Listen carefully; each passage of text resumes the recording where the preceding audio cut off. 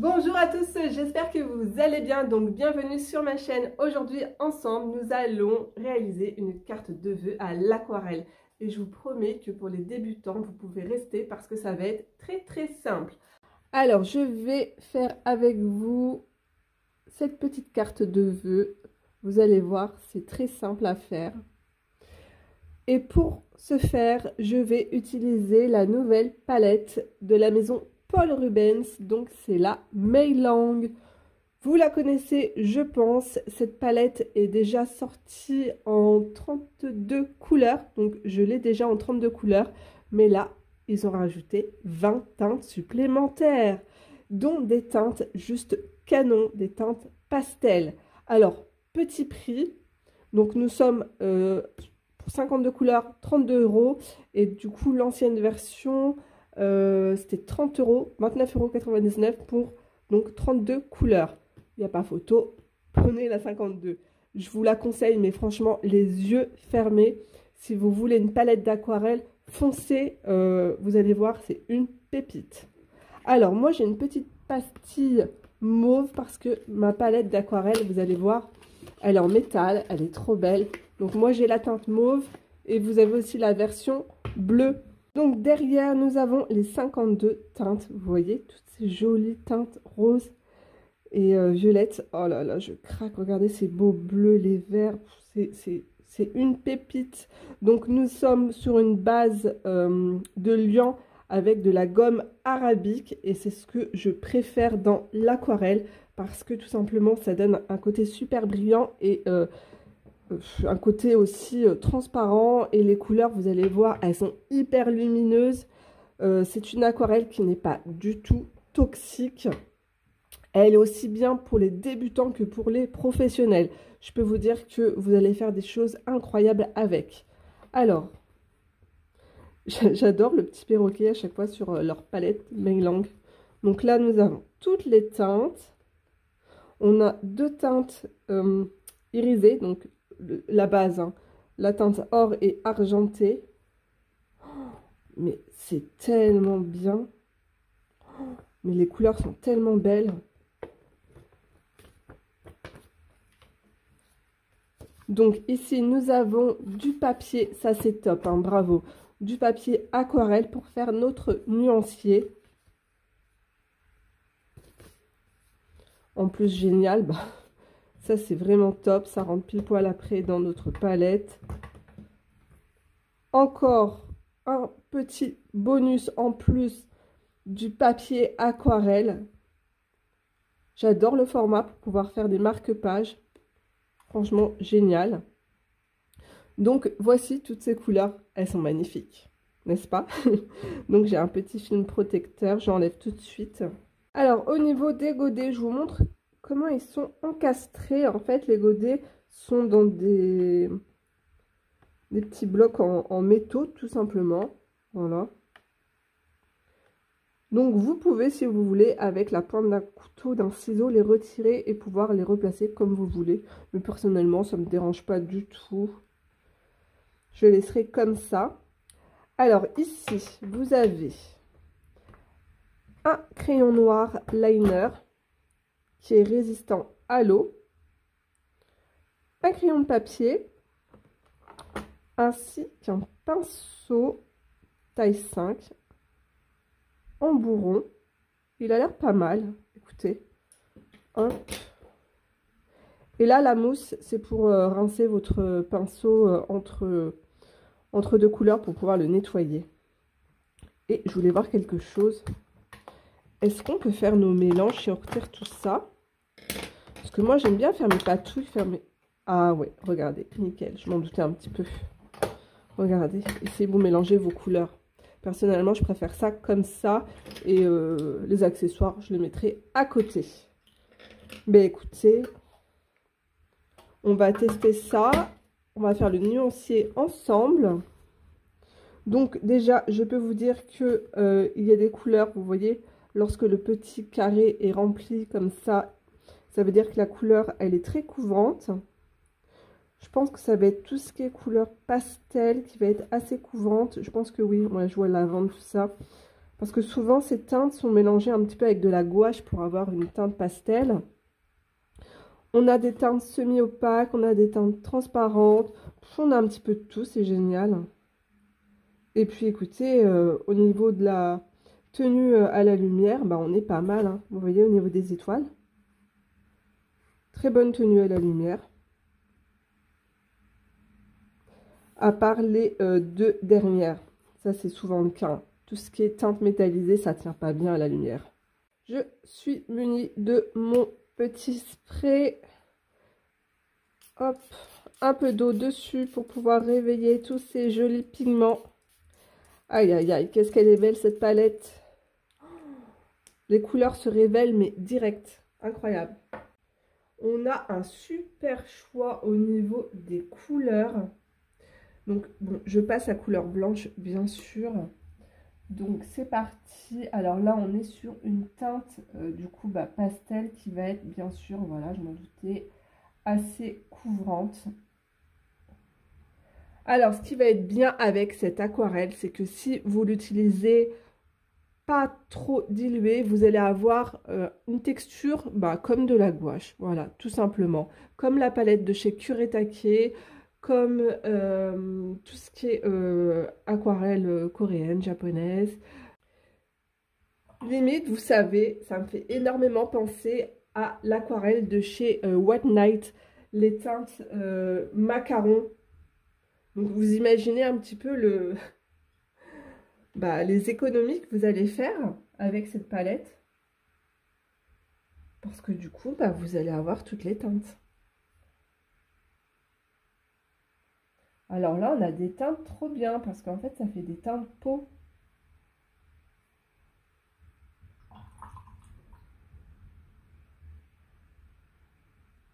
Là, les trois premières, ouais, on est vraiment sur des teintes peau.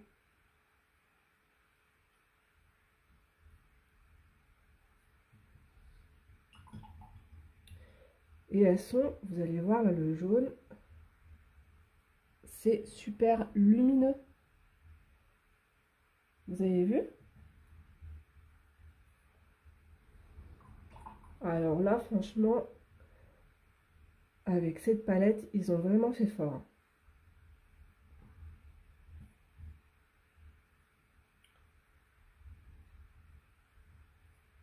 Waouh!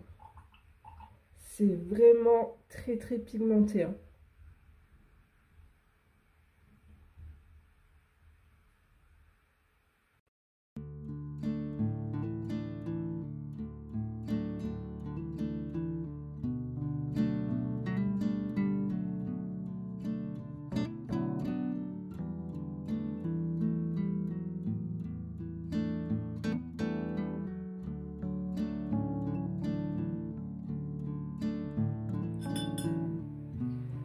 Les couleurs sont juste incroyables.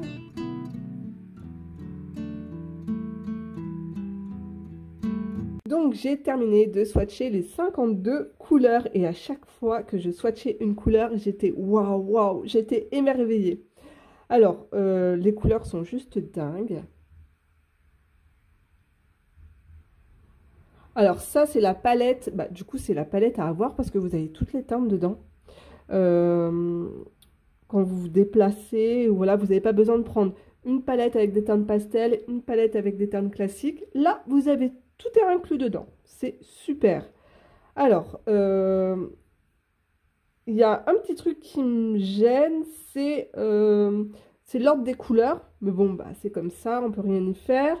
Après, j'aurais aimé aussi également une teinte, vous savez, un peu beige ou ouais, gris, un gris ou un beige. Voilà. Je trouve que ça manque dans la palette. La teinte, c'est la teinte que j'adore cette teinte pour faire un effet pierre. Alors, je vous montre, par exemple, là, les deux oranges, ils auraient pu en mettre que un, par exemple, et nous mettre un gris chaud. Voilà, un gris chaud. Ça, j'aurais bien aimé. Mais alors, j'étais étonnée, cette teinte, elle est juste canon, là. Le noir, noir ivoire, elle est trop jolie. Et les teintes, là, oh, mais moi qui adore le rose et le violet, J'étais comme une folle. Et les verts là, ils sont juste incroyables. Même les bleus, enfin tout est beau. Il n'y a rien à dire, tout est beau. Alors je voulais vous montrer par rapport à ma palette. Hop, ici c'est la palette White Night. Donc là c'est de l'aquarelle extra fine. Là on est sur de l'aquarelle fine. Mais alors franchement les amis, pour moi il n'y a aucune différence. Voilà, à part le prix, hein, je vous le dis. Hein. Donc ici, ah oui, puis là la taille des godets aussi. Hein. Donc je vous montre un peu les teintes. Donc vous voyez, il y a des teintes qui sont vraiment similaires. Hein. Le lilas, quoi qu'il est, il est quand même différent ici. Voilà, c'est cette teinte que j'aurais aimé avoir, un gris perle. Ou une teinte un peu comme ça, ocre. Voilà, donc on a des teintes, vous voyez, hop, qui sont similaires à cette palette. Donc le lavande, il est juste là. Pour les teintes métalliques, je vous montre ce que ça donne. C'est pas mal, mais ce n'est pas ce que je préfère dans cette palette. Je suis amoureuse des couleurs, elles sont trop belles. Alors, je voulais tester le crayon. Ici, juste là, pour voir s'il résiste bien à l'eau.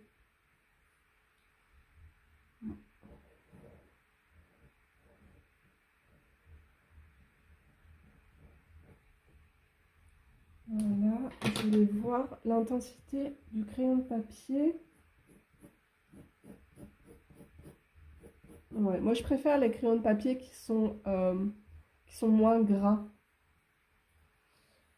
pour pouvoir dessiner, puis après estomper avec ma gomme mie-de-pain les traits du crayon. Par contre, le pinceau, il est vraiment très bien. J'ai rien à dire sur le pinceau, il est vraiment très très bien. Donc, on va tester, hop.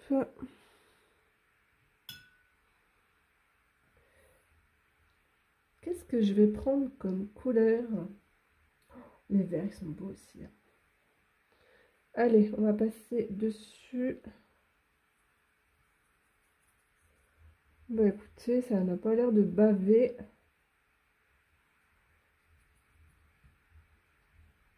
Le crayon, il est parfait. Il résiste bien à l'eau. Il ne bave pas. Regardez. Voilà. Nickel. Aucun problème. Vous pouvez ancrer, il n'y a pas de souci. Et repasser après avec de l'eau dessus. Ça ne bougera pas. Et on va faire un petit mélange de couleurs. Quelque chose de très simple. Basique, hein, on va prendre, je sais pas moi, du bleu. Il est beau, hein. L'indigo, il est beau. Tout est joli. Hein.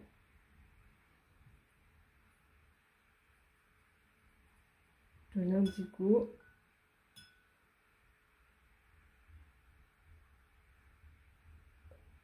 Les couleurs, du coup, les pigments se mélangent très très bien. Il n'y a aucun souci.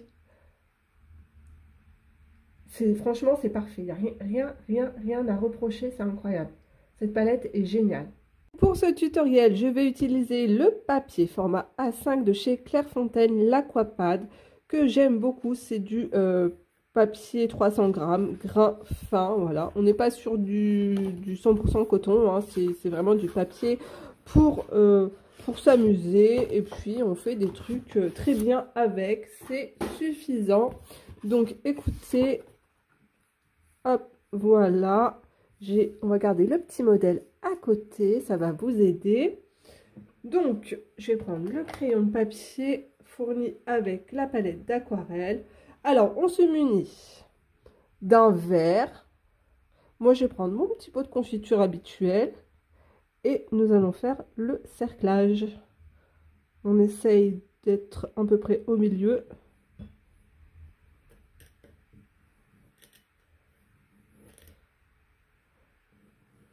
Ensuite, on viendra gommer avec... Bah, moi je vais estomper avec une gomme mie-de-pain. Voilà. On a la base de notre cercle. Ensuite, je vais utiliser un pinceau assez fin parce que je vais être quand même précise.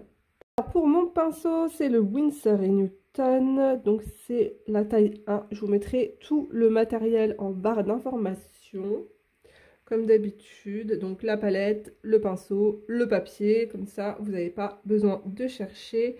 Donc on commence par dessiner les petites fleurs. Vous choisissez la teinte que vous voulez, du bleu, du rose, du violet ou des couleurs un petit peu plus extravagantes, comme vous voulez. Moi, je reste dans le classique, donc je pars dans le rose. Rose fuchsia. Allez, c'est parti. Qu'est-ce que je vais faire? Je vais zoomer encore un petit peu plus pour vous. Voilà. Je vais faire des formes d'escargot pour mes fleurs. Vous voyez, hop, je tourne tout simplement. Donc vous m'en faites plusieurs.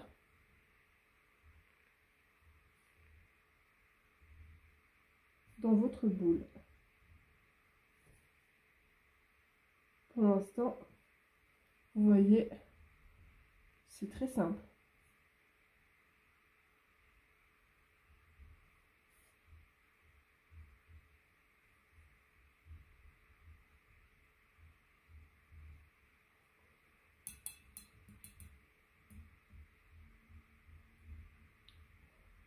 Une fois que j'ai dessiné tous mes petits escargots, je vais venir rincer mon pinceau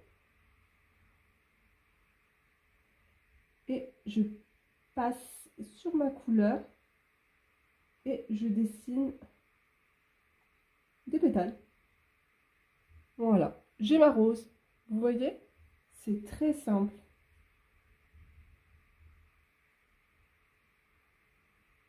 Ça me floute. Ça me floute mon pigment et on a quelque chose. N'hésitez pas à reprendre un peu d'aquarelle et à repasser, hop, pour dessiner votre petit escargot si c'est trop flou.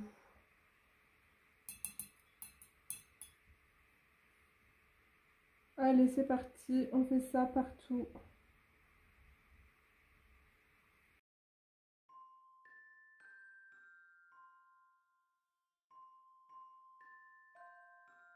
Alors maintenant, on va s'occuper du feuillage. Pour cela, vous choisissez deux teintes différentes de vert.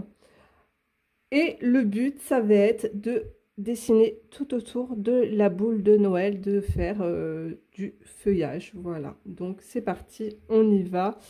Je ne sais pas encore quel vert ça c'est très joli. Allez hop, on est parti. Donc là, je vais prendre ce vert juste là.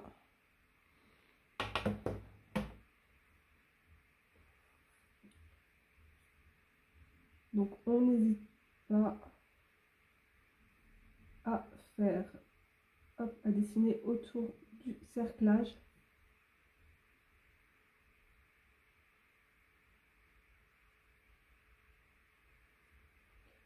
C'est un joli vert, c'est hyper frais, c'est vraiment très... Cette aquarelle, elle est vraiment géniale.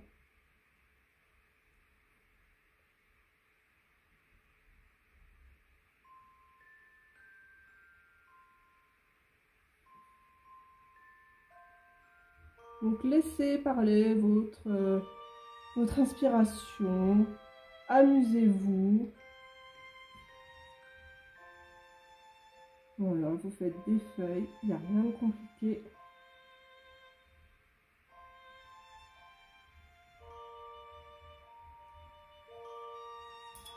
On est là pour se détendre et s'amuser.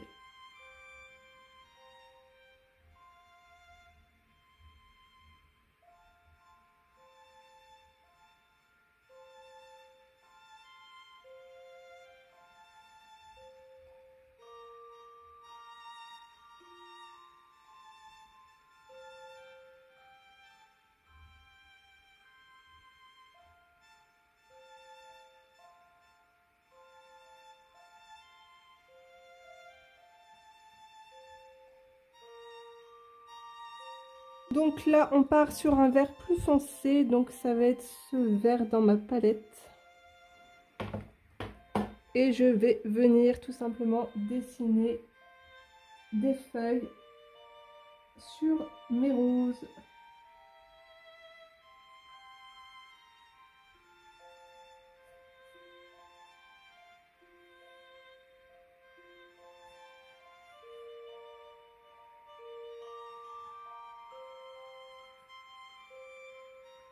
Ensuite, on continue.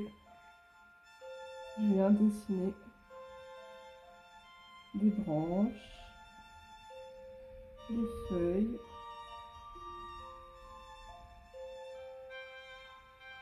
histoire de contraster un petit peu tout ça.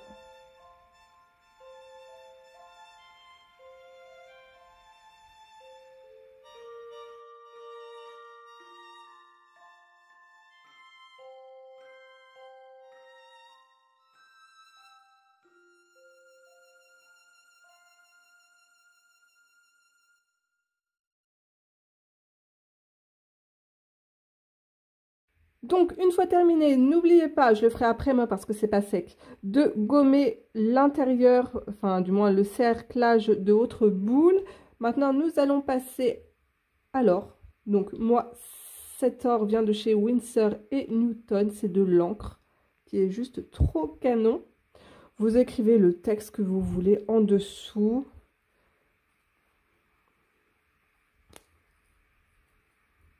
Hop. On va venir dessiner cette petite ficelle.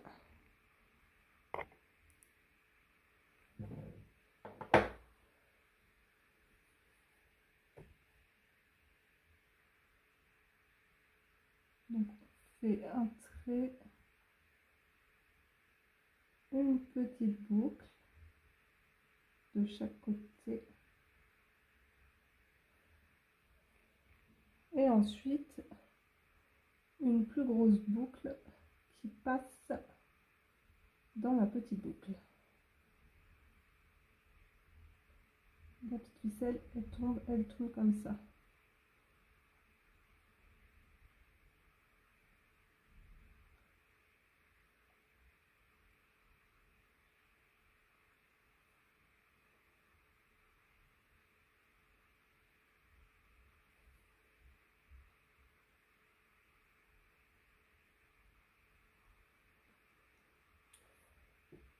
Ensuite, je vais venir faire quelques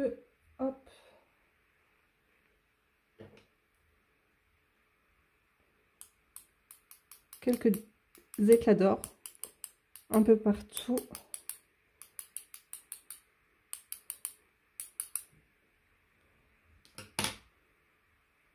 Donc là, j'ai fait des grosses boules, mais c'est pas grave, on va en faire d'autres ailleurs.